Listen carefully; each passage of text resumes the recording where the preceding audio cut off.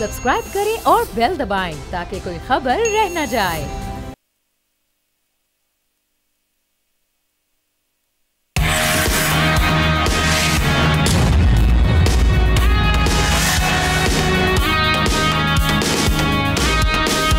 अस्सलामुअलैकुम, welcome to news पंच। मैं हूं आमना खटाना। नाजरीन, मुल्क में हम देख रहे हैं हर गुजरते दिन के साथ सियासी पारा अब हाई होता दिखाई दे रहा है। आज चिन्योट में पीपल्स पार्टी ने पावर शो किया, जिसमें बिलावल भुट्टो ने कहा कि पुराने सियासतदान नफरत तकसीम की सियासत कर रहे हैं। उन्होंने कहा कि वादा है वज़ीर आज़म बन गया तो किसी से सियासी इंतकाम नहीं लिया जाएगा। जबकि दूसरी जानिब मुस्लिम लीग नून की अगर बात की जाए तो उन्होंने आज इंतखाबी मुहिम में भरपूर एक्टिविटी हमने देखी। आज लाहौर में आज लीगी कायद नवाज शरीफ ने मरीम नवाज के साथ लाहौर में रैली निकाली। शहबाज शरीफ ने अहमदपुर शर्किया में जलसा किया। दूसरी जानिब इस्तेहकाम पाकिस्तान पार्टी के चेयरमैन जहांगीर तरीन ने मुल्तान में वर्कर्स कन्वेंशन किया। अब सोचने वाली बात यह है कि क्या अब पाकिस्तानी वोटर्स को नारों और पुरकशिश वादों से मुतवज्जो किया जा सकता है। इलेक्शन कमीशन की अगर हम बात करें सारी सूरत हाल में, चूँकि इलेक्शन करीब है तो उनके मुताबिक एक रिपोर्ट सामने आई है। पाकिस्तान में वोट डालने के अहल अफराद की तादाद बढ़कर 12 करोड़ 69 लाख से ज़ायद हो चुकी है, जिनमें 18 से 35 साल के वोटर्स की तादाद 5 करोड़ 70 लाख से ज़्यादा है। यानी सादा अल्फाज में बात की जाए तो पाकिस्तानी वोटर्स में 45% नौजवान हैं। अगर गुज़श्ता इंतखाबात की बात की जाए तो 2013 के आम इंतखाबात में वोटिंग टर्न आउट 53.62% था, जो कि 2018 में होने वाले आम इंतखाबात में कम होकर 51.99% हो गया था। अब यहाँ पर सवाल ये पैदा होता है कि मौजूदा सियासी हालात के गुज़श्ता इंतखाबात की निस्बत इस बार, क्योंकि इस बार हम देख रहे हैं कि हालात कुछ मुख्तलिफ हैं, सियासी हालात की बात की जाए कुछ ज़्यादा ही मुख्तलिफ दिखाई दे रहे हैं, तो इस बार वोटर टर्न आउट क्या होगा? क्या गुज़श्ता इंतखाबात की निस्बत कम होगा, या हम ये सोचते हैं कि कुछ बेहतरी होगी या इक्वल रहेगा? ये सवाल लेकर मैं अपने पैनलिस्ट के आगे बढ़ूंगी।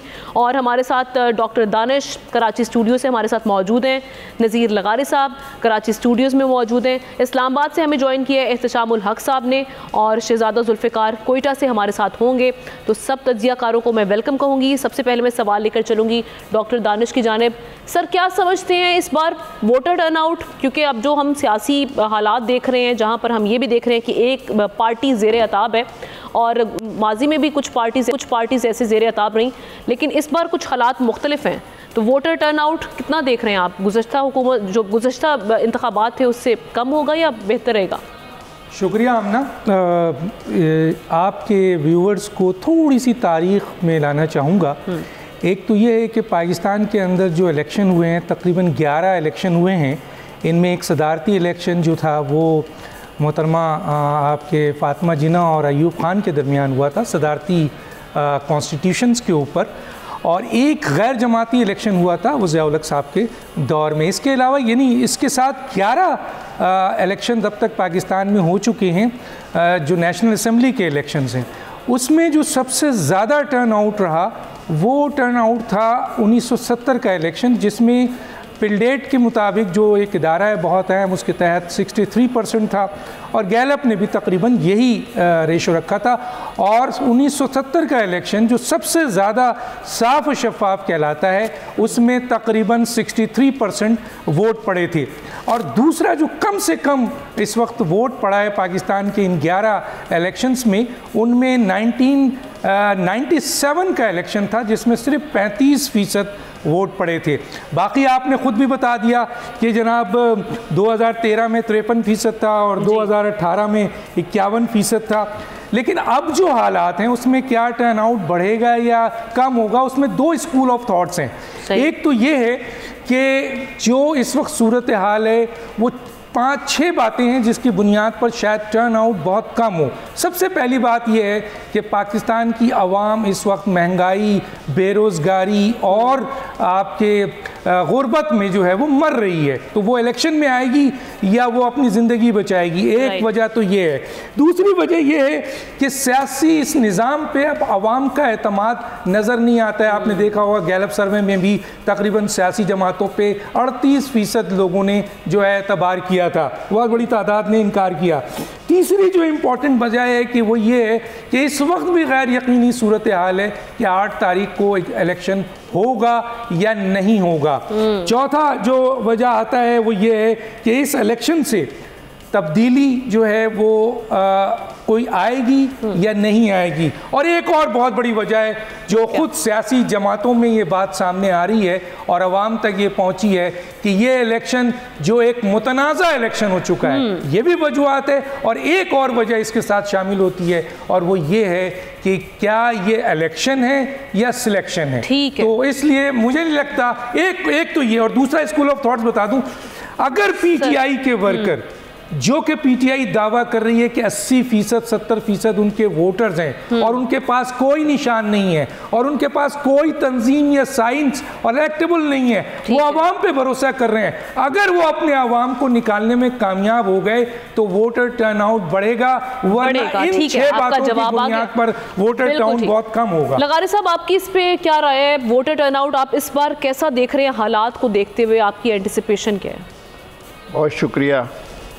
मेरी राय कदरे मुख्तलिफ होगी। डॉक्टर साहब बहुत मंझे हुए स्कॉलर भी हैं और साथ साथ उनका एक बड़ा तजर्बा भी है। सही। मेरी गुजारिश ये है कि लगभग ऐसे ही मेरे ख्यालात थे कुछ अरसा कबल तक कि इलेक्शन में शायद लोगों की दिलचस्पी नहीं होगी, मगर गुज़श्ता एक हफ्ते से ज़्यादा अरसे से मैं देख रहा हूँ कि लोग जो हैं वो इंतखाबी मुहिम भी चल रही हैं, गली गली भी लोग जा रहे हैं और इंतखाबी जलसे भी हो रहे हैं और इंतखाबी जलसे वाकई इतने बड़े हो रहे हैं कि ये तासुर के लोग इसमें दिलचस्पी नहीं लेंगे, लोग किसी ख़ास पार्टी की वजह से बाहर नहीं निकलेंगे। मैंने लोगों को देखा है जलसों के अंदर, बड़ी तादाद में देखा है, ऐसे कभी भी मैंने माजी में भी देखा है, लेकिन ये एक नया वो ये है कि लोगों के अंदर जोश व खरोश है। वो जो 2018 के इलेक्शन में लाताल की थी वो नहीं थी। क्राउड में देखता हूँ तो क्राउड इन्वॉल्व होता है, अपने हर लीडर के साथ वो इलेक्शन में इन्वॉल्व होता है और वो जो जा रहे हैं लोग और जौक दर जौक जलसे में जा रहे हैं और इसी तरह से रैलियाँ जो निकल रही हैं। आज जो बड़ी पार्टियों ने एक रैली निकाली मियाँ नवाज शरीफ ने और एक जलसा था मियाँ शहबाज शरीफ का, अहमदपुर ईस्ट में, चनियोर में जलसा था बिलावल भुट्टो जरदारी का, लाहौर में जो है वो 2 बड़े इवेंट हुए। तो एक तो आसफा भुट्टो ने जो है वो एक कन्वेंशन से खिताब किया और मियाँ नवाज शरीफ और उनकी साहबजादी ने एक रैली निकाली है। तो एक्टिविटी बढ़ रही है, मेरा ख्याल है लोगों की और ज़्यादा जो है वो इंटरेस्ट बढ़ रहा है और लोग जो हैं वो पोलिंग की तरफ जाएंगे। पिछले 2 इलेक्शन के मुकाबले में कम नहीं होगा, टर्न आउट वैसा ही रहेगा और उससे बढ़ भी सकता है अगर पीटीआई का वर्कर भी निकलता है तो। ठीक है, मैं शहजादा जुल्फ़िकार की जानिब आती हूँ। सर, आप क्या समझते हैं? जैसे अभी लगारी साहब बात कर रहे हैं, आप उनसे मुत्तफ़िक करते हैं या आपकी राय से मुतज़ाद है? इस बार वोटर टर्न आउट अगर हालात को देखा जाए तो कैसा होगा? देखें, अगर इलेक्शन आप पिछले इलेक्शंस को भी देखें, पॉलिटिकल पार्टीज़ इलेक्शन लड़ती हैं इश्यूज़ की बुनियाद पे। हालात कभी इस दफ़ा कोई पाकिस्तान के हालात इस तरह से नहीं है, 2018 में भी इस तरह थे, 2013 में भी, 8 में भी, जिस वक्त बेनज़ीर भुट्टो साहिबा की शहादत हुई, बिल्कुल लोगों को एक बिल्कुल वो था कि शायद पीपल्स पार्टी छोड़ जाए और वो बिल्कुल इलेक्शन में हिस्सा ना ले, लेकिन उन्होंने इलेक्शन में हिस्सा लिया एक नैरेटिव के बुनियाद पर कि डेमोक्रेसी जो है वो बेस्ट रिवेंज है। तो हालात होते हैं, असल पॉलिटिकल पार्टी का कमाल होता है कि वो लोगों के पास जाते हैं, पॉलिटिकल कारकुन जो हैं वो लोगों को निकालते हैं, वोटर्स को निकालते हैं। कम व पेश मेरा अंदाज़ा है कि टर्न आउट इसी तरह रहेगा और एक तरफ लोगों को ये भी थ्रेट है, जैसे खैबर पख्तूनख्वा में है, बलूचिस्तान में है, कि दहशतगर्द जो हैं वो अपने तौर पर जो है वो अपनी कार्रवाइयाँ जारी रखे हुए हैं। पाक फ़ौज ने जो है वो पहले से ही कह दिया कि हम पूरी फुल प्रूफ सिक्योरिटी प्रोवाइड करेंगे, रेंजर्स हो, एफसी हो, खासादार हो, लेवीज हो, पुलिस हो, वो मौजूद होंगे और पोलिंग स्टेशंस और इनको वो करेंगे। लेकिन लोग मेरे ख्याल में शहरों में जिस तरह कराची, इस्लामाबाद, लाहौर, ये इन एरियाज़ में, पेशावर में, कोयटा में लोग निकलेंगे। अलबत्ता इंटीरियर में थोड़ा सारा ज़रूर ये होगा कि एक उनका एक वो इशू डर की वजह से, खौफ की वजह से ज़रा कम हो। लेकिन मैं जिस तरह लगारी साहब ने कहा, मैं सपोर्ट करता हूँ इस बात को कि जिस तरह जलसे हो रहे हैं, अगर महंगाई और उसकी वजह से लोग लाताल्लुकी का इज़हार करें तो अपने घर में बैठे, वो तो आए भी ना, निकले भी ना, और अंदाज़ा हो जाता है कि जब आपके जलसों में बहुत कम लोग हों, आपके कॉर्नर मीटिंग में, आपके इलेक्शन कैंपेन में बहुत कम लोग हों, अंदाज़ा हो जाता है कि लोग अंदाजा लगाया जा सकता है। यानी आप कह सकते हैं कि इस बार अगर एक पोर्शन सिर्फ एक अगर कुछ एक पोर्शन अगर लाताल्लुकी की इज़हार करता है तो दूसरा एक बड़ा पोर्शन जो है वो इसमें जोश खरोश दिखाकर एक उम्मीद लेके चलता है कि शायद ये इलेक्शन में चीज़ें थोड़ी सी बेहतर हों। यानी आप कह रहे हैं गुज़श्ता इंतखाबात की निस्बत कुछ हम ज़्यादा फ़र्क नहीं देखेंगे, लगभग करीब होगा या उससे बेहतर हो सकता है। एहतशामुल हक साहब की जानिब चलती हूँ। सर, आपको क्या लगता है, जैसे डॉक्टर दानिश साहब ने भी स्टार्ट में एक बड़ा अच्छा पॉइंट रेज़ किया कि इलेक्शन की एक बेयकीनी की सूरत हाल भी हमारे सामने मौजूद है, फिर एक बड़ी जमात जो 2018 के इलेक्शंस में सामने भी आई थी, उनका पार्टी सिंबल भी जा चुका है। ऐसे में आप समझते हैं कि वोटर्स कहीं ना कहीं मायूस हो बैठे हैं या फिर वोटर टर्नआउट बेहतर रहेगा इस बार? आपकी क्या राय है? देखिए, हम ना पिछले एग्जैक्टली 3 हफ्तों को अगर सामने रखें तो शायद ये कहा जा सकता था कि लोगों का इस वक्त इतना, जिसको कहते हैं, जोश और वलवला नहीं है। आम आदमी की मुश्किलात, परेशानियाँ ज़्यादा हैं। इस हफ्ते का आप देख लें 45% से ज़्यादा महंगाई सामने आई है। तो उस वक्त कहा जा रहा था कि शायद वोटर टर्नआउट जो है ना कम हो, लेकिन ये अभी 1970 का जो बताया जा रहा है 63% उस वक्त था। लेकिन उस वक्त देखें ना, वोटर्स की तादाद कितनी थी, 2 करोड़ से कम वोटर्स थे, इसके बावजूद 63% था। अभी जो प्रोजेक्शन आ रही हैं, अभी जिस अंदाज से बैटल ग्राउंड देखें पंजाब ने बनना है, वहाँ पे 13 करोड़ का सूबा है। जिस तरीके से लोग इतने वाइब्रेंट तरीके से चला रहे हैं अपनी मुहिम, और जिस अंदाज से आपने देखा 3-4 बड़े जलसे हुए हैं, नवाशी साहब का, शबाशी साहब का हुआ है, जरदारी साहब का भी हुआ है, तो लग रहा है कि ये वोटर टर्न आउट जो है ना शायद ये 70% से ज़्यादा क्रॉस कर जाएगा। मैं नहीं समझता आमना कि स्टेज पे आपको गैर यकीनी की सूरत हाल रहेगी, शायद 1-8% हो। अब ये कोई कहने के लिए तैयार नहीं है कि अब सब चीज़ें तैयार हैं। मुझे ज़ाती तौर पे कुछ लोगों से बात करने का मौका मिला है, इन्हीं दिनों में मौका मिला है, और वो जो करते धरते हैं वो कहते हैं जी अब तो कोई सवाल ही नहीं पैदा होता, पहले भी नहीं था, अब तो कुछ भी नहीं है। तो इलेक्शन तो 8 फरवरी को होने ही होने हैं। लेकिन सुप्रीम कोर्ट पत्थर पे लकीर कह चुकी है, पूरी कौम जिस अंदाज से मोबिलाइज हो चुकी है। हाँ, एक पार्टी हिस्सा नहीं ले रही, उसकी मुश्किलात अपनी जगह हैं, उसको सामने रखते हुए ये नहीं हो सकता। देखें, उन्होंने तो कासिम के अब्बा ने कहा है कि जी अगले इतवार को सड़कों पे निकले। वो पता नहीं क्या अचीव करना चाहते हैं, लेकिन शायद वो गेज करना चाहते हैं अपने लोगों को कि कितने लोग उस दिन 8 फरवरी को निकलेंगे। मेरा अपना ख्याल है, जैसे अभी आपने अपने इंट्रो में भी कहा था कि 4.5 करोड़ से ज़्यादा लोग आमना जो है ना वो नौजवान है, वो इतने डिटर्मिन है वोट डालने के लिए, तो वो जाएंगे, वोट डाला जाएगा। और दूसरी बात है, इस स्टेज पे कोई ऑप्शन नहीं है, सारी दुनिया पाकिस्तान की तरफ देख रही है। 2024 में कुछ 64 ममालिक में इलेक्शन होने जा रहा है, और इस हवाले से कोई भी नहीं कह रहा। अभी यूरोपियन यूनियन के नुमाइंदे मिल के गए हैं, अमेरिकन और ब्रिटिश एम्बेसडर ने प्राइम मिनिस्टर से मुलाकात की, आर्मी चीफ से, सबको यकीनदानी है कि जी इलेक्शन होंगे, वक्त पे होंगे, 8 फरवरी को होंगे। ये तो मुझे नहीं लगता कि इस हवाले से एज वी स्पीक को आप कम कह सकते हैं कि इलेक्शन नहीं होंगे। बिल्कुल सही है, क्योंकि इस वक्त जो मुल्क की मौजूदा सूरत हाल है, एहतशाम साहब आपने बिल्कुल ठीक कहा, उसमें इलेक्शंस का बर वक्त होना बेहद ज़रूरी है। और ऐसे में जो वोटर्स हैं उनको भी डेफिनेटली वो जब ये सारी सूरत हाल देखेंगे, जब मुआशी सूरत हाल हमारी सियासी बहरान से जुड़ा हुआ है, तो यकीनन हम कह सकते हैं कि हालात कुछ मुख्तलिफ हो सकते हैं। अगली हम स्टोरी की जानिब बढ़ते हैं जनाब। जैसे हम देख रहे हैं कि इंतखाबात करीब हैं, ऐसे में जल्द से जुलूस भी हो रहे हैं। ऐसे जुलूस में हम देख रहे हैं कि पार्टीज़ एक दूसरे पर तंज के निश्तर चलाते हुए दिखाई दे रही है। बज़ाहिर नून लीग और पीपल्स पार्टी के दरमियान इख्तलाफात ख़त्म होते दिखाई नहीं दे रहे, लेकिन हमने माजी में कई मरतबा ऐसी लफ्जी गोलाबारी देखी है। कभी चौक पर घसीटने की बातें हुई तो कभी पेट फाड़ने की बातें की गई, लेकिन फिर तमाम तरह इख्तलाफात को पस से पुश डालकर दोनों जमातों ने हाथ मिला लिया। तो क्या इस बार हम ये दोनों जमातों को दरमियान जो इख्तलाफात हैं इनका खात्मा होते देखेंगे? पीपल्स पार्टी और नून लीग एक बार फिर एक साथ बैठेगी या नहीं बैठेगी, ये सवाल लेकर मैं अपने पैनलिस्ट की जानिब बढ़ूंगी। डॉक्टर दानिश साहब आपसे आगाज़ करूँगी। सर, ये हम कह सकते हैं कि ये सिर्फ लफ्जी गोलाबारी है जो इंतखाबी मुहिम का एक हिस्सा है, या इस बार वाकई कुछ मुख्तलिफ हो चुका है? पीपल्स पार्टी ये ठान चुकी है कि अब मुस्लिम लीग नून से हाथ नहीं मिलाना? नहीं, देखें, आपने ख़ुद भी एक बात की वजाहत कर दी कि माजी में इस किस्म से इससे भी ज़्यादा हमने एक दूसरे के ऊपर तनकीद, गोलाबारी और बहुत सख्त जुमले देखे। इन जलसों में तो इतनी भारी जुमले नज़र नहीं आ रहे हैं। और देखें, इस वक्त तो मसला है वो है मसला कि कोई मुल्की मफाद के हवाले से हमें कोई इक़दाम किसी सियासी जमात की तरफ से नज़र नहीं आ रहा। हमें जो नज़र आ रहा है वो ये नज़र आ रहा है कि इक़्तिदार के लिए ये फ़ाइट कर रहे हैं, और इक़्तिदार के लिए एक बड़ी जमात जो है वो PMLN किस तरीके से इलेक्टेबल्स को उसने लिया, सीट एडजस्टमेंट करने जा रही है एक ऐसी जमात से जो कि बिल्कुल अभी नई जमात है। PMLQ से भी उसने बात की, MQM से भी बात की, GDA से भी बात की, और इसके साथ साथ अदम एतमाद के जो लोग थे उनको भी सीट दी है। तो ऐसा लगता है कि PMLN मुकम्मल तौर पर उनकी एक्टिविटीज़ जो है वो ये बात बता रही है और कह भी रहे हैं कि हमें कम से कम सिंपल मेजॉरिटी मिल जाएगी।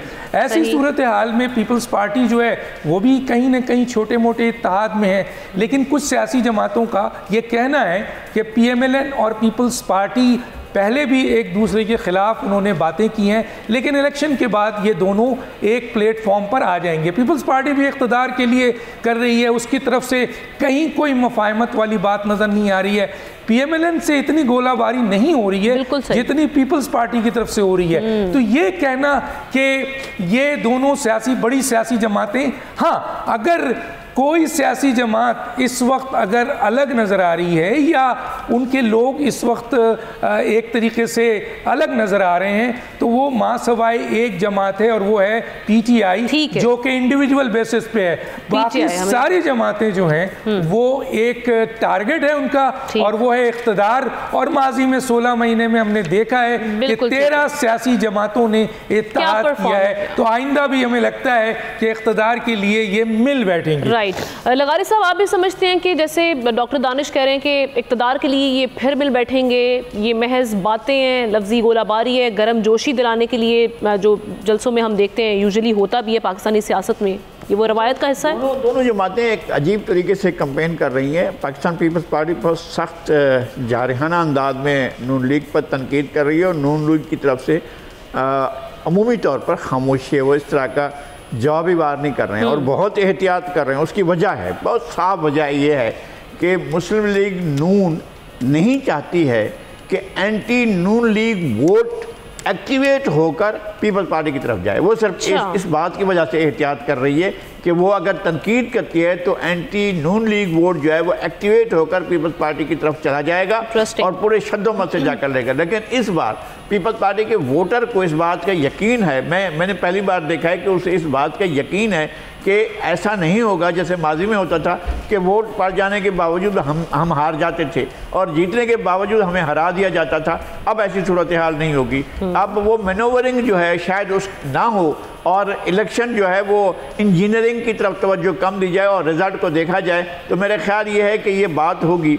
अभी इस वक्त दोनों पार्टियां अलग अलग जगह पर खड़ी होकर इलेक्शन में हिस्सा ले रही हैं और जो नतायज आते हैं उसके हिसाब से दोनों जमातें कोशिश करेंगी कि अपने अपने तौर पर हुकूमत बनाएं और फिर देखना यह है कि कौन सी पार्टी हुकूमत में जाती है। अगर पीपल्स पार्टी को अपोजिशन में बैठना पड़ा तो ज़रूर बैठेगी और नून लीग को भी बैठना पड़ा तो ज़रूर बैठेगी। कोशिश ये होगी कि बाहर से इत्तेहाद किया जाए। ठीक है, बिल्कुल। एहतशाम साहब, आप भी समझते हैं कि मुस्लिम लीग नून की खामोशी की वजह जो रिएक्ट नहीं कर रही प्रॉपर, हम देख रहे हैं कि उनकी जानिब से कोई जवाब ख़ास से दिया नहीं जा रहा। पाकिस्तान पीपल्स पार्टी जब भी उनको टारगेट कर रही है उस पर बड़ा या तो खामोशी इख्तियार की जाती है या बड़ा नपा तुला सा जवाब दिया जा रहा है। और दूसरा ये कि वही बात आ जाती है कि आप भी समझते हैं कि ये बाद में पीपल्स पार्टी और नून लीग एक बार फिर बैठ जाएंगे, इत्तेहाद कर लेंगे इक़्तिदार के लिए? देखिए, अब थोड़ा बहुत तो रिएक्शन अता तारड़ साहब ने जो सख्त बयान दिया है, इसी तरह एहसन इकबाल साहब ने बयान दिया है कि हमें मजबूत मत करें और आपने वहाँ पे क्या किया था सिंध में जो आप लाहौर में आके इलेक्शन लड़ने। देखिए, इसमें एक बात आमना बात समझने वाली है कि आमतौर पर हमने देखा कि पार्टी का हेड या नंबर 2 जो है ना, वो कभी भी नहीं ऐसा होता है कि वो ऐसी जगह से इलेक्शन लड़े जहाँ उसको जीतने का इम्कान ना हो, क्योंकि वो नहीं चाहते कि बाद में कोई लोग कहेंगे कि जी आप तो हार गए। तो इस स्टेज पे बिलावल भुट्टो का यहाँ पे इलेक्शन लड़ना बड़ा मानी खेज है और जिस तरीके से 2 काम कर रहे हैं। और देखें, एक तो उन्होंने बड़ा वाज़े तौर पे कह दिया, आप हैरान होंगी सुनकर और डेफिनेटली सुना होगा कि हम किसी सूरत में PMLN के साथ मिलकर हुकूमत नहीं बनाएंगे। एक दूसरा, उन्होंने जो इल्ज़ाम लगाना शुरू किया बड़ा शदीद कि जो PMLN है वो PTI की ख़वातीन मर्दों को और औरतों को जो है ना वो जेलों में बंद करके ना जो वो इलेक्शन जीतना चाहते हैं, तो जिसको कहते हैं इंतहाई स्फीयर कटिज़म की तरफ वो चले गए। तीसरी बात यह जो इस वक्त पीपल्स पार्टी को पंजाब में अपना सूट करती है ना, वो देखें पंजाब में दो बरादरियाँ बड़ी, एक अराई और कश्मीरी, और इसमें आप सुन के हैरान होगी कि चौधरी सरवर साहब जो गवर्नर रहे हैं, PMLN के भी रहे हैं और PTI के भी, उनका बड़ा असर रसूख है इनमें, और वो तो कहते हैं कि दोनों का मैं गवर्नर रहा हूँ, वो पीपल्स पार्टी में शामिल हो गए हैं। तो ये मुझे लगता है कि कहीं ना कहीं जो है ना वो कामयाब हो जाएंगे अराई बरादरी को तैयार करने में कि वो पीपल्स पार्टी की तरफ जाएं। बाकी इलेक्शन की डायनामिक्स तो मामला उस दिन बड़ा अहम होता है कि जब आप इलेक्शन करने जा रहे होते हैं, लड़ने जा रहे होते हैं, हिकमत अमली होती है, वोटर्स को लाने का तरीकाकार, पूरी एक साइंस है, पैसा कौन ज़्यादा खर्च कर रहा होता है। तो पैसे की तो बाय द वे बात सुन लें कि आज जो केयर टेकर अपना चीफ मिनिस्टर ने जो किया कल 99 करोड़ रुपया, क्लोज टू 1 अरब रुपया जो है उन्होंने फौरी तौर पे मंजूर करके रिलीज करवा दिया कि CCTV कैमरे में चाहिए। अभी देख लें 50 अरब रुपया खर्च हो गया इलेक्शन पे, और कहा जा रहा है कि 50 अरब रुपया जो है ना वो 50 करोड़ खर्च हो गया, और 50 करोड़ जो है ना वो अब लोग जो है ना वो खर्च करेंगे 1 अरब से ज़्यादा। इसी तरह 1 अरब इन्होंने मंजूर करवा लिया। तो ये एक बहुत बड़ी इकोनॉमिक एक्टिविटी तो होती है, बिल्कुल सही बात है। का काम लोगों शहजादा जुल्फिकार साहब, आप मुझे जाती तौर पे लग रहा है कि क्या राय है सर, ये अभी जो सारी सिचुएशन बनने जा रही है, दोबारा बैठ भी जाएंगे ये? जी सर, आपका टाइम कल बैठ जाएंगे, मुझे नहीं लगता, मुझे लगता है PDM 2 जो है ना बनेगी, दोबारा बनेगी। मुझे तो देखें जिस तरह जी सर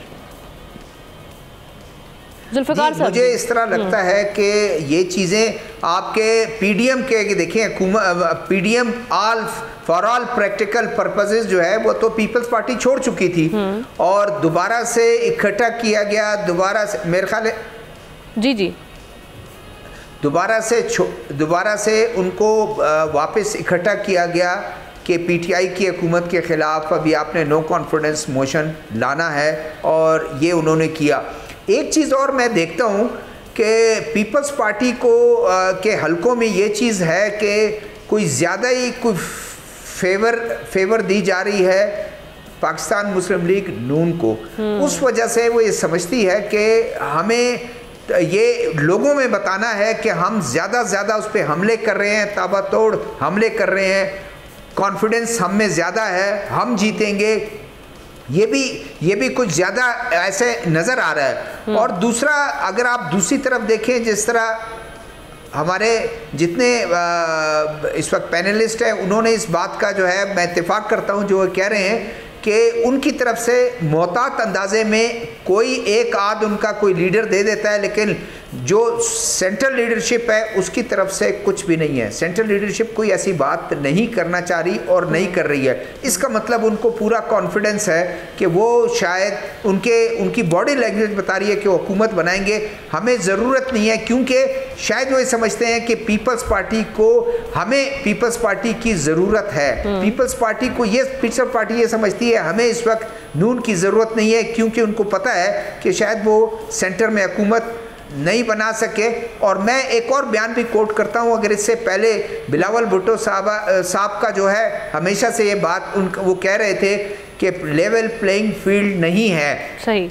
बलूचिस्तान में थोड़ा सा जब वो इन हुए, उनको रास्ता मिला, उसके बाद अब उनका वो शिकवा ख़त्म हो गया कि लेवल प्लेइंग फील्ड का बार बार जिक्र करना अब इस तरह उनका वो नहीं है। ठीक तो ये चीज़ें चलती रहेंगी और मुझे लगता है कि हुकूमत में दोनों साथ होंगे और हुकूमत में दोनों साथ होंगे। आपका जवाब आ गया बिल्कुल सर। आपने जिस तरह कहा कि ये सियासी बयानियाँ बेसिकली बनाने की कोशिश की जाती है जब जमातें इंतखाबात की जाने बढ़ रही होती हैं। एक ब्रेक लेते हैं नाज़रीन, ब्रेक के बाद मज़ीद डिस्कशन करेंगे मुख्तलिफ टॉपिक्स के हवाले से। स्टे विद अस।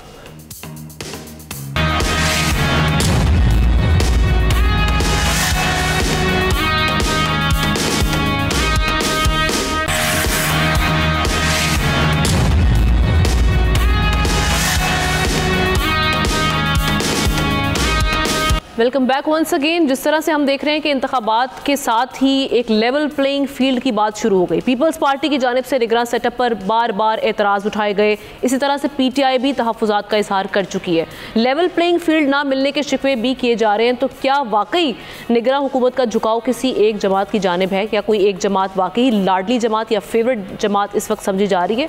निगरान हुकूमत कितनी गैर जानिबदार है? ये सवाल लेकर मैं डॉक्टर दानिश साहब की जानिब बढ़ूँगी।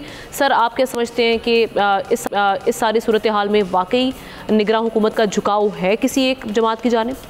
देखिए यहाँ पर एक चीज़ मैं शायद आप सबकी नॉलेज में हो कि जो इस वक्त निगरान वज़ीर आज़म हैं उनकी पार्टी मुकम्मल तौर पर PMLN ज्वाइन कर चुकी है और निगरान हुकूमत बनने से पहले ख़ुद काकड़ साहब की भी मरीम नवाज़ साहिबा से मुलाकात हुई थी और मेरे एक प्रोग्राम में उन्होंने कहा भी था, मैंने जब उनसे पूछा था कि सर आप किस सियासी जमात में जा रहे हैं, तो उन्होंने कहा था, उस वक्त वो नहीं बने थे वज़ीर आज़म, उन्होंने कहा मैं PMLN ज्वाइन करने वाला हूँ। तो ये चीज़ तो अपनी तरफ है, लेकिन उसके अलावा उनके काबीना में चंद अहम तरीन लोग हैं जिनका झुकाव और कुछ तो बिल्कुल नामी ग्रामी है वो भी हैं। तो इस बुनियाद के ऊपर और जो एक्टिविटीज़ चल रही है, आप यहाँ पर सिर्फ निगरान को ना करें, इस वक्त इलेक्शन कमीशन को भी दें। इन दोनों के ऊपर जानिबदारी का इल्ज़ाम लग रहा है और जानिबदारी का इल्ज़ाम मैं और आप नहीं लगा रहे हैं। इस वक्त मुल्क की अहम तरीन जो वकला हैं, जो सुप्रीम कोर्ट बार एसोसिएशन है, सूबाई बार एसोसिएशन है, पाकिस्तान बार कौंसल एक बहुत बड़ा इदारा है, इसके अलावा सियासी जमातें हैं, इसके अलावा मुख्तलिफ इंटेलेक्चुअल्स हैं, दूसरे लोग हैं, वो खुद ये कह रहे हैं कि ये जो मौजूदा निगरान हुकूमत है और ये जो आपके इलेक्शन कमीशन है वो जानिबदारी नज़र आ रही है। जिस तरह आपने पीपल्स पार्टी के बारे में कहा, बिलावल भुट्टो आज तक ये कह रहे हैं कि हमें लिविंग प्लेइंग फील्ड नहीं दी जा रही। लास्ट जलसा उनका जो लाहौर में हुआ, उन्होंने ये कहा कि जी अगर हमें लिविंग प्लेइंग फील्ड दी गई तो हम पंजाब में बड़ा एक रिज़ल्ट आएगा। तो इसमें कोई शक नहीं है और PTI तो इसलिए कह रही है कि PTI को जिस तरह इलेक्शन कमीशन और इंतज़ामिया उसके साथ उनका रवैया है, उससे उनका ये कहना हक बजानिब होता है क्योंकि हमें एक जानिबदारी दिखाई दे फील्ड नहीं दे रहे हैं। बिल्कुल ठीक है। लगारी साहब, आप भी समझते हैं कि ये एतराज़ात दुरुस्त हैं, और अगर ये दुरुस्त हैं तो इसकी वजह क्या है, आप क्या समझते हैं? मतलब ये एतराज़ात इस दफ़ा तो हो रहे हैं ना, असल में ये सिलसिला पहले से शुरू हुआ है, अब से नहीं है, ये माजी से यही चल रहा है। क्या हुआ था 90 के इलेक्शन में, फिर क्या हुआ था बाद में 97 के इलेक्शन में, फिर क्या हुआ किस तरह से 2013 का इलेक्शन हुआ, फिर क्या हुआ कि अब इलेक्शन हो रहे हैं जिस तरह से हो रहे हैं। अब क्या PMLN जो है वो अपने ज़ोर बाजू से जीत कर आई है? तो ऐसी सूरत हाल पहले भी नहीं थी, अब भी नहीं है। इस सिस्टम साथ देता था, सिस्टम अब भी बड़ी हद तक साथ देने की कोशिश भी कर रहा है, साथ दे भी रहा है, बहुत सी चीज़ों में साथ हो रहा है उनका। लेकिन ये कि असल ख़राबी जो है वो ज़्यादा ख़राबी जो पैदा हुई 2018 के इलेक्शन में पैदा हुई थी, जिसमें एक लाडला बनाया गया और उसके लिए हर उसूल पामाल कर दिया गया था। अब इसके बाद इस इलेक्शन में भी RTS की बात हुई थी ना, RTS बैठ गया, हाँ वही सब सिस्टम भी बैठ गया, सब कुछ हो गया था। लेकिन अब इस इलेक्शन में जो है ये सूरत हाल मौजूद है, शिकायतें भी मौजूद हैं कि जनाब निगरान सेटअप जो है वो एक ख़ास रुझान का वो कर रहा है। लेकिन ये क्या मुमकिन होगा कि वोटर इस रुझान की तरफ जाते हैं या नहीं जाते हैं, अभी हमें ये देखना होगा। मेरा ख्याल ये है कि इसकी आड़ लेकर किसी जमात के जीत जाने का जो है वो एक बड़ी बात होगी। मसला ये है कि PTI के जो मसाइल हैं वो उसके बेचारी के अपने ही पैदा करते हैं। अगर वो ना होते तो वो मैदान में भी होती है, अगर 9 महीना आता तो कम अज़ कम वो मैदान में होती है। उसने अपने लिए सारे गढ़े खोदे, अपनी अपोजिशन में न बैठने का गढ़ा, हुकूमत अपनी खत्म करने का गढ़ा, चीज़ें उनकी अपनी वजह से वो थी। लेकिन ये कि सिस्टम के बारे में ये कहा जा सकता है कि सिस्टम को अब भी गैर जानबदार होना चाहिए। हम ये गुजारिश करते हैं। ठीक है, जुल्फ़िकार साहब, आप क्या समझते हैं, ये आपको भी जानिबदारी दिख रही है निगरान सेटअप की, जो बार बार एक एतराज़ात भी उठाए जा रहे हैं, सवालात भी उठ रहे हैं? देखिए, बात बिल्कुल जो डॉक्टर दानिश, मैं बिल्कुल इत्तेफाक करता हूँ। ज़ाहिर है उन निगरान हुकूमत में वो एलिमेंट हैं जो सियासी तौर पर एक्टिव रहे हैं, उनका वो ज़रूर है। लेकिन आप ये देखें ना कि जिनको लेवल प्लेइंग फील्ड का मतलब क्या है, एक तो उसका सही मतलब उसका है, एक मतलब उसका जो है लेवल प्लेइंग फील्ड को जिस तरह मैं कंस्ट्रू करता हूँ, मेरे कंस्ट्रू करने का ये है कि आपको फेवर किया जाए। सिस्टम से जो फेवर चाहता है, जो फेवर उसको मिल रहा है, वो कह रहा है बड़ा ज़बरदस्त इंतखाबात। और ये 2008 में भी यही हुआ, 2013 में भी ये हुआ, 2018 में भी हुआ, 2002 में भी यही हुआ, 97 में हुआ, 93 में हुआ, 90 में। तो ये एक जिस पार्टी को फेवर मिलता है तो वो बड़ी आराम से एंजॉय कर रही होती है। होना तो ये चाहिए कि इलेक्शन कमीशन इंडिपेंडेंट अदारा, वो बिल्कुल कोशिश उसकी हो। लोग तो ज़रूर ये कहेंगे कि जी इलेक्शन का रिज़ल्ट वो मानते नहीं है, जिनके फेवर में आ जाता है तो वो कहते हैं कि बड़े ज़बरदस्त, जिनके फेवर में नहीं आता या एक्सपेक्टेशन में नहीं आता वो उसको मानता नहीं है। लेकिन निगरान हुकूमत का काम बिल्कुल ये है, ये तो हमारे मुल्क में बाज़ जगह तो निगरान हुकूमत ही नहीं है, वही हुकूमत जो जा रही होती है वही इलेक्शन करवाती है। लेकिन हम इतने पोलराइज हो गए हैं, इतनी हम डिवाइडेड हो गए हैं उसमें, तो ये ज़रूर हम ये करते हैं। अगर वुकला हैं, वुकला की बॉडी है, वो भी डिवाइड है, वो नज़रिए के लिहाज से उनको भी वही चीज़ नज़र आ रहा होता है। जो दूसरी तरफ है वो कहते हैं जी बड़ा ज़बरदस्त इलेक्शन कमीशन बिल्कुल आईनी अदारा है, ये भी है। जी एहतशाम साहब, आपकी राय इस पर क्या है? देखिए, पहली तो बात यह आमना कि पाकिस्तान की तारीख में जितने इलेक्शन हुए मुझे बताएं, एक इलेक्शन जिसके नतीजे में 70 का मुल्क टूट गया था, सारे के सारे इलेक्शन जो है कंट्रोवर्शियल रहे। हारने वालों ने कभी नहीं माना कि हम हार गए हैं, जीतने वाले ये कहते हैं कि हम ठीक जीते हैं। अभी लेटेस्ट मिसाल तो देखने, एक आज के केयर टेकर का और पुराने केयर टेकर का फ़र्क यह है कि हमेशा 3 महीना का पीरियड होता था, इस दफ़ा आप देख लें कि बड़ा प्रोलॉन्ग कर गया केयर टेकर सेटअप यहाँ पे भी और पंजाब में और बाकी जगहों पे, इसलिए लोग कह रहे हैं कि इनकी मौजें लगी हुई हैं केयर टेकर्स की। देखिए फ़र्क क्या होता है, मसला उस वक्त ख़राब होता है कि जब आप ज़रूरत से ज़्यादा मसाला डाल देते हैं। अभी आपको याद है पिछला जो 2018 का इलेक्शन था, उसके बारे में क्या कहा जाता है? अब ये खबरें जो है ना सबके नॉलेज में है कि 22 से 25 सीटें ज़्यादा दिलवाई गई थी पीटीआई को। और फिर आपको वो भी आमना याद होगा कि जब इलेक्शन ख्वाजा आसिफ हार रहे थे, उन्होंने जनरल बाजवा को फ़ोन किया और रातों रात ही वो जीतना शुरू हो गए थे। तो ये तो हमेशा से रहा है, ये कोई ना कोई आप देख लें, क्योंकि इस्टेब्लिशमेंट का रोल रहेगा जब तक कि पॉलिटिकल स्पेस देते रहेंगे सियासी जमातें एक दूसरे को गिराने के लिए कंधा एक दूसरे फौजियों का इस्तेमाल करेंगे, इस्टेब्लिशमेंट का करेंगे, तो यही होगा। अब असल बात यह है कि इलेक्शन हो जाएगा, इस तरह की आवाज़ें डेफिनेटली आएंगी कि नहीं हुआ, गलत हुआ। असल बात यह आमना कि क्या गैर यकीनी की सूरत हाल ख़त्म हो जाएगी, ये पॉलिटिकल इकोनॉमिक इंस्टेबिलिटी ये ख़त्म हो जाएगी जो 3.5 साल से चल रही है। आपका इकोनॉमिक एजेंडा बिल्कुल पीछे रह गया, किसी को नहीं समझ आ रही। IMF ने कह दिया है कि पाकिस्तान को $71 बिलियन चाहिए अगले 3 सालों में। ये हम देखते आए हैं कि हमारी तारीख़ का हिस्सा रहा है कि जब भी कोई इंतखाबात होने वाले होते हैं उस पर जानिबदारी का इल्ज़ाम लग जाता है कि पूरा सिस्टम किसी एक जानिब उसका झुकाव है। और वही हम देख रहे हैं कि अब 2024 में जो इलेक्शंस होने जा रहे हैं उसमें भी हम निगरान सेटअप पर इस तरह के जो इल्ज़ामात लग रहे हैं वो सामने आ रहे हैं। तो जनाब इस्तेकाम पाकिस्तान के रहनुमा अलीम खान ने भी एक बड़ा दावा कर दिया है, जहाँ PTI के बहुत से आज़ाद उम्मीदवार हैं, वो कह रहे हैं कि जीत कर इस्तेकाम पाकिस्तान पार्टी का हिस्सा बन जाएंगे। दूसरी जानिब दीगर समाज से सियासी जो जमातें हैं उनमें PTI के वोटर्स और उम्मीदवारों पर अपनी नज़रें जमा कर बैठी हुई हैं। बिलावल भुट्टो ख़ास तौर पर पहले ही PTI के वोटर्स से कई बार वो इल्तिजा कर चुके हैं, कोशिश कर रहे हैं कि PTI का जो वोट बैंक है वो उनके हक़ में आ जाए। तो ऐसे हालात में पाकिस्तान तहरीक इंसाफ का सियासी मुस्तकबिल क्या होगा और पाकिस्तान तहरीक इंसाफ किस तरह से तमाम जो हालात हैं उनको कंट्रोल करके रखेगी, ये हम अपने पैनलिस्ट की जानिब लेकर जाएंगे। डॉक्टर दानिश साहब, किस तरह से देख रहे हैं आप पाकिस्तान तहरीक इंसाफ के लिए कितना बड़ा चैलेंज है अपने इत्तेहादियों को मुत्तहिद रखना और साथ ही साथ वोटर्स को इंटैक्ट रखना? देखिए, यहाँ पर जो आपने पहला जुमला बोला है वही उस जुमले का, मैं ये तो कहता हूँ ना, पाकिस्तान के अंदर हमारे जो लोग हैं वो सियासी तौर पर तो नहीं होते हैं, क्योंकि माजी में दुनिया भर में ट्रेड यूनियन है, स्टूडेंट यूनियन है, लेबर यूनियन है, लोकल बॉडीज़ है, जहाँ से सियासी तरबियत लोग लेकर लीडर बनते हैं। अब अलीम खान साहब हैं, वो लीडर बन गए हैं और वो अब कैंडिडेट हैं पंजाब के और पाकिस्तान इस्तेहकाम पार्टी के सदर हैं।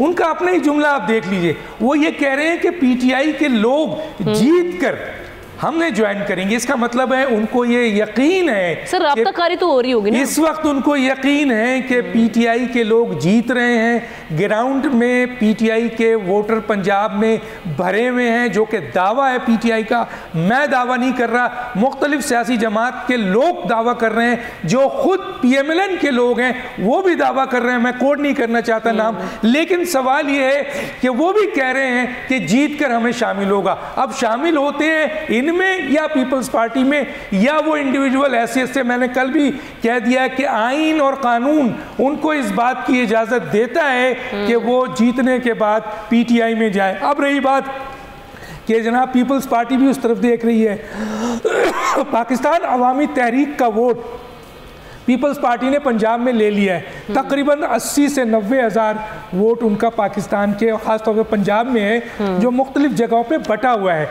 तो वो वोट तो उन्होंने ले लिया है। अब पीपल्स पार्टी ये चाहती है कि क्योंकि असल लड़ाई जो है वो PMLN और पाकिस्तान तहरीक इंसाफ के दरमियान है, तो वो जहां पर तहरीक इंसाफ के वोटर्स हैं और उनके लोग वहां नहीं खड़े हुए हैं या वो कमज़ोर हैं, तो पीपल्स पार्टी ये चाहेगी कि वो PTI का वोट ले और ऐसी सूरत हाल वो बनाने की कोशिश कर रहे हैं। अब रही बात कि PTI की सियासत कहाँ जाएगी। PTI की सियासत उस वक्त कामयाब होगी कि अपने वो दावा करते हुए वोटर्स को, क्योंकि ना उनके पास तंजीम है, ना इलेक्टेबल्स हैं, ना वो साइंस है, किस तरह अपने वोटर्स को वो बैलेट तक पहुंचाएं, ये उनकी कामयाबी होगी। लगारी साहब, ये हम देख रहे हैं कि ना सिर्फ IPP पाकिस्तान पीपल्स पार्टी, अब जमात इस्लामी भी मैदान में आई है। वो भी कह रहे हैं कि पाकिस्तान तहरीक इंसाफ के वोटर्स को सोचना चाहिए, हमारा साथ दें ताकि हम गवर्नमेंट पे आएँ। तो सर, ये पाकिस्तान तहरीक इंसाफ के पास हिकमत अमली है कोई इनको इंटैक्ट रखने के लिए और अपने उम्मीदवारों पे कंट्रोल रखने के लिए? नहीं, मेरे ख्याल में हिकमत अमली का वक्त तो गुजर चुका है। अब इलेक्शन प्रोसेस में जा रहे हैं। अब इलेक्शन के प्रोसेस में क्या होता है, असल बात ये है, ये तो बात के इलेक्शन का सिनारियो जो भी बनता है वो यही बनेगा कि जनाब 3 बड़ी पार्टियों में से अगर यही 3 बड़ी पार्टियां हैं तो फिर इनमें से किसी के दरमियान को फैसला होगा। पाकिस्तान तहरीक इंसाफ के लिए सबसे बड़ी बात ये होगी कि वो पॉलिटिकल प्रोसेस में वापस आए, वो अपने आप को पॉलिटिकल पार्टी एक एजिटेटर के तौर पर ना वो करे। बहुत से लोग ऐसे सियासत में आए हैं जो सिर्फ एजिटेटर के तौर पर मशहूर रहे हैं और उन्होंने यही अपना तर्ज अमल रखा था। उन्हें वापस आना होगा, सियासी अमल में वापस आना होगा, पार्लिमानी अमल में वापस आना होगा और अपने आप को साबित करना होगा कि हम पार्लिमानी सियासत को बिलीव करते हैं। वो इस तरह का तर्ज अमल छोड़ देंगे कि हम असम्बली में नहीं बैठेंगे, हम हुकूमत तोड़ देंगे, हम ये कर देंगे, हम अपनी हुकूमत भी तोड़ देंगे, ये किसी को चलने नहीं देंगे। इस तर्ज अमल से बाहर निकलेंगे तो उनके लिए बड़े रास्ते खुलेंगे और वो ख़ुद अपने लिए रास्ते खोलेंगे। अगर नहीं करेंगे तो उनके लिए मुश्किलात रहेंगी। और दूसरी बात यह है कि अगली हुकूमत में मैं नहीं देख रहा हूँ कि PTI बतौर पॉलिटिकल पार्टी इक़्तिदार में आने की पोजीशन में होगी, वो नहीं होगी। तो नहीं होने की सूरत में वो किसका साथ देती है, या अगर वो पॉलिटिकल पार्टी के तौर पर इंटैक्ट रहती है तो किसका साथ देती है, ये सामने की बात है। क्या वो मियां नवाज शरीफ का साथ देगी? मेरा ख्याल नहीं देगी। क्या वो बिलावल भुट्टो जरदारी का साथ देगी? तो मेरा ख्याल ये है कि वो नहीं देगी और उसके तौर पर नहीं देगी। लेकिन वो देखेगी कि इन दोनों में से किससे कम मुझे सादा बेहतर हो सकता हूँ, मेरे लिए हालात कैसे बेहतर हो सकते हैं। मैं एक बात ये कहना चाहता हूँ कि पाकिस्तान पीपल्स पार्टी का 2013 का जो इक़्तिदार, 2008 से 2013 तक का इक़्तिदार है, उसमें एक अच्छी मिसाल मौजूद थी कि मुल्क के अंदर कोई सियासी कैदी नहीं था, किसी के खिलाफ सियासी वेंडेटा नहीं किया गया, बाकी तमाम अदवार में होता रहा है। ये बात सबको देखनी होगी। शहजादा जुल्फ़िकार साहब, what's your take on it? आप समझते हैं कि ये एक बड़ा मुश्किल चैलेंज होगा? मल्टीपल जो हम सिंबल देख रहे हैं, बैट तो चला गया उसके बाद, और जो वोटर है वो क्या करेगा सारी सूरत हाल में? देखिए, वोटर तो जो पक्के वोटर हैं, जिनके जहन में उनका जहन कन्विंस्ड है कि इमरान खान के अलावा कुछ नहीं, वो पक्के वोटर वो तो अपने तौर पर उन्होंने कोशिश वो करेंगे, उनको कंफ्यूज करने की कोशिश की जाएगी ज़रूर कि क्योंकि इंडिपेंडेंट लोग हैं, कौन से इंडिपेंडेंट लोग हैं, वो हैं, ज़रूर लोग फ़ायदा इससे उठाएंगे कि हम PTI के लोग हैं। उनको किस तरह उस हर वोटर तक पहुंचना बड़ा मुश्किल है पॉलिटिकल पार्टीज़ का या उनके लोगों का, तो उनको ज़रूर ये कोशिश की एक कन्फ्यूजन सी होगी सूरत हाल।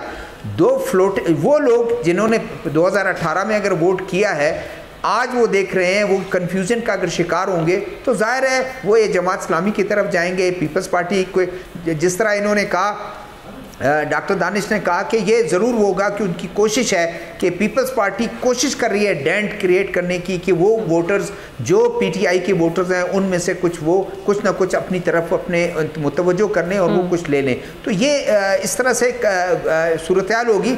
दूसरी एक बात बहुत अहम है कि जो इंडिपेंडेंट PTI के वोटर वोट लेके आएंगे उन पे भी अटेम्प्ट ज़रूर होगा, जिस तरह से अलीम खान साहब ने कहा कि कोई मेरे ख्याल में 30% 40% कितना वो कर सकते हैं, उनको तोड़ने की कोशिश की जाएगी कि वो मुख्तलिफ पार्टियों में शामिल हो जाएं और बाकी कुछ रह जाएंगे वो असम्बली में बैठ के जो है हंगामा करते रहें, अपोजिशन का किरदार अदा करते रहें। क्या करते हैं, किस तरह किरदार अदा करते हैं, वाकई उसी तरह या पिछला उसकी तरह वो होता रहेगा जी। ये होता रहेगा। एहतशाम साहब, वोटर्स को मैनिपुलेट करना दीगर सियासी जमातों के लिए पाकिस्तान तहरीक इंसाफ के वोटर्स को आसान है, आप समझते हैं? देखिए, इसलिए ज़रा थोड़ा सा मुश्किल होगा कि आमना पाकिस्तान की तारीख में इतने ज़्यादा देखें ना, टोटल 17,500 जो है ना वो लोग इंतखाबात में हिस्सा ले रहे हैं।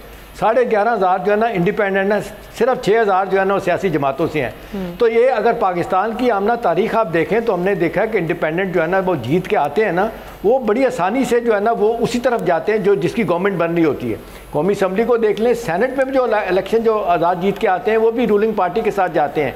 तो मुझे नहीं लगता कि ज़्यादा तादाद में जब लोग आएंगे, और इसमें बेशुमार लोग ऐसे भी आएंगे कि ज़रूरी नहीं है कि वो अपना PTI के साथ बहुत ही ज़्यादा थिक रहे हों, तो वो तो अपना सियासी मफाद देखेंगे और जाहिर सी बात है वो अब सियासी जमातें भी खींचने की कोशिश करेंगी। आपने देखा पाकिस्तान में पैसा भी चलता है, और जरदारी साहब के बारे में माजत के साथ तो इल्ज़ामात उनके मुखालफिन लगाते हैं।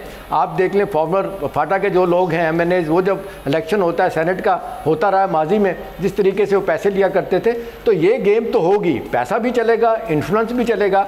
लेकिन एक बात अपनी जगह पे है, अब ये देखना है कि किस अंदाज से PTI अपनी ये सारी इलेक्शन मुहिम चलाती है। अब जो उनके लिए बिगेस्ट आमना ड्रॉबैक है ना, ये जिस तरीके से पूरी पार्टी वकला को दे दी गई।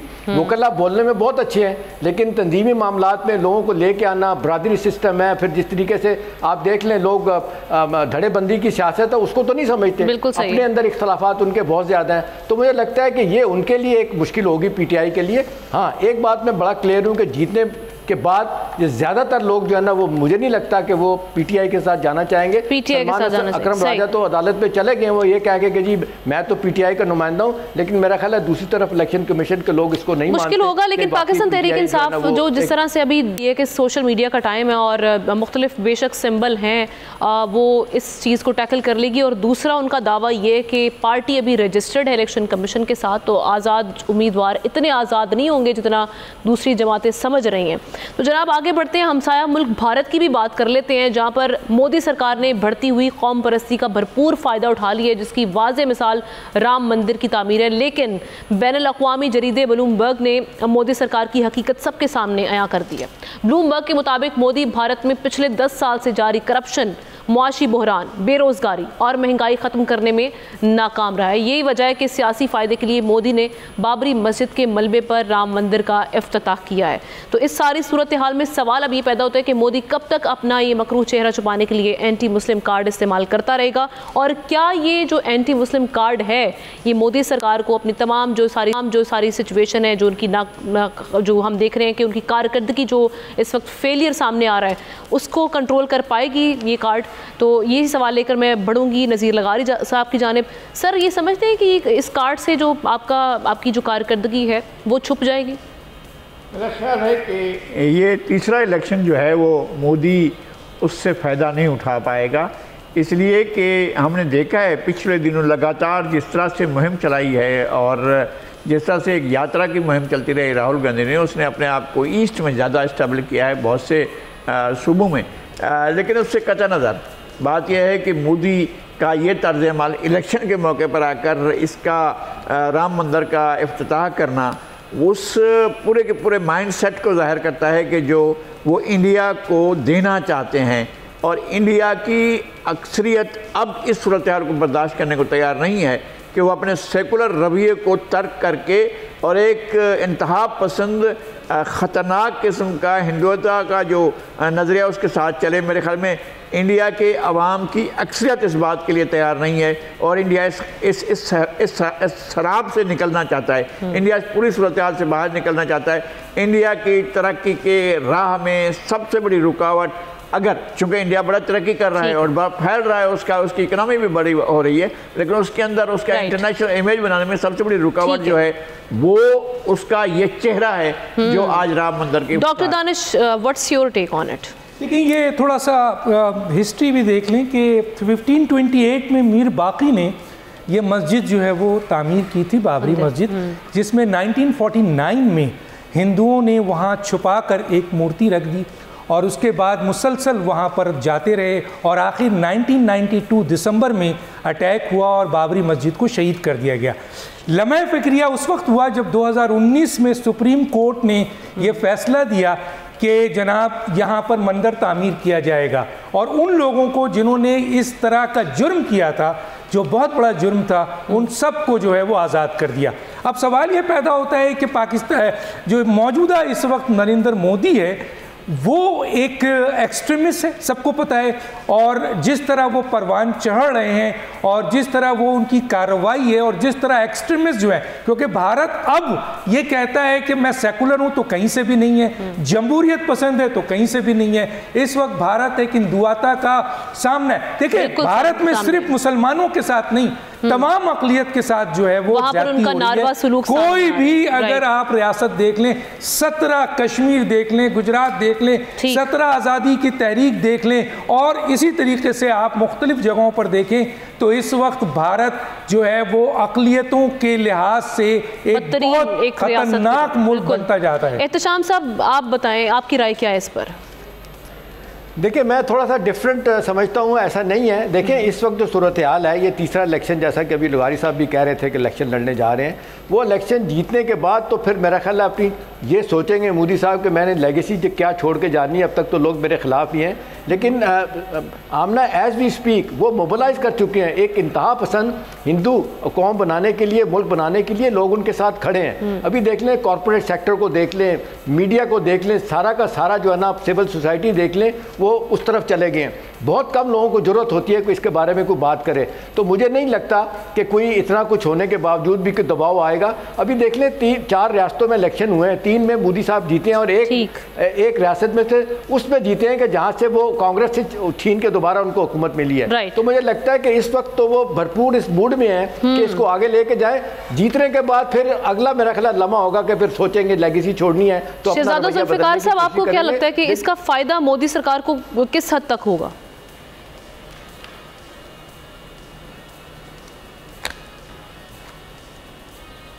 जी जुल्फ़िकार साहब,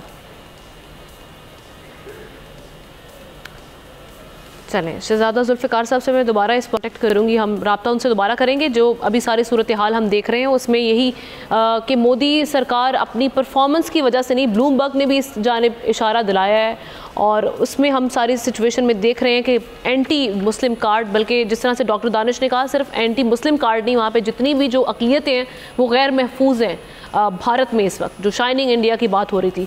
इसके साथ ही जनाब आज के प्रोग्राम का वक्त ख़त्म हो जाता है। मैं अपने पैनलिस्ट डॉक्टर दानिश हमारे साथ थे, नज़ीर लगारी साहब, शहजादा जुल्फ़िकार, एहतशामुल हक साहब का शुक्रिया अदा करूँगी। कल आपसे इंशाल्लाह मुलाकात होगी। अल्लाह हाफ़िज़।